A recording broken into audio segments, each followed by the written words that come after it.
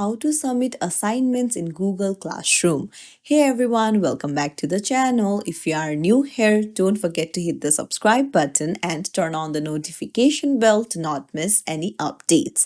So let's dive right in. First things first, open the Google Classroom on your device and then tap the class where the assignment is posted and go to the classwork tab in the bottom and then tap on the assignment, and then you can see add work. Just tap on it and now you can submit your assignment from your drive, upload from your device, or even insert a link. And you just need to confirm the submission and wait for it to upload.